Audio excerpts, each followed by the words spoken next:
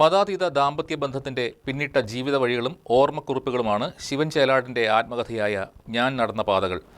മതസമ്പ്രദായങ്ങളിൽ നിന്നും മാറി നിന്ന് കെട്ടിപ്പടുത്ത ജീവിതത്തിന്റെ മാധുര്യം പൊതുസമൂഹത്തിന് മുൻപിൽ അവതരിപ്പിക്കുന്ന ഓർമ്മക്കുറിപ്പുകളാണ് പുസ്തകം.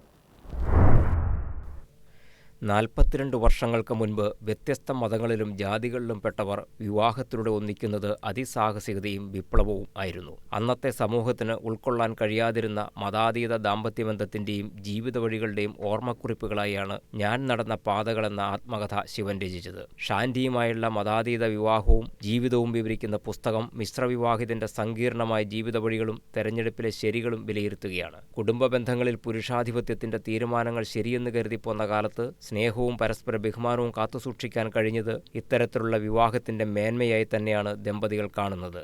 ജാതിയും മതവുമില്ലാതെ തന്നെ എത്രമാത്രം ഇഴയടുപ്പത്തോടെ ജീവിക്കാമെന്ന് വ്യക്തമാക്കുകയാണ് ഞാൻ നടന്ന പാതകൾ എന്ന ആത്മകഥ. മത അന്തരീക്ഷത്തിൽ വളർന്ന ശിവൻ ഗാന്ധിജിയെയും സഹോദരൻ അയ്യപ്പനെയും നാരായണ ഗുരുവിനെയും പഠിക്കുകയും പിന്നീട് ഇടമുറുകിൻ്റെയും എ.ടി. കോവൂരിൻ്റെയും ആശയങ്ങളിലുള്ള യുക്തിവാദി പ്രസ്ഥാനത്തോട് അടുക്കുകയും ചെയ്തു. യുക്തിവാദ ലൈബ്രറി, മരണാനന്തര അവയവദാനം പ്രോത്സാഹിപ്പിക്കുന്നതിന് എ.ടി. കോവൂർ ചാരിറ്റബിൾ സൊസൈറ്റി, യുക്തിബോധവും ശാസ്ത്രബോധവും വളർത്തുന്നതിന് യുക്തിവാദ പഠന കേന്ദ്രങ്ങൾ എന്നിവ രൂപീകരിക്കുന്നതിൽ ശിവനും പങ്കുവഹിച്ചിട്ടുണ്ട്.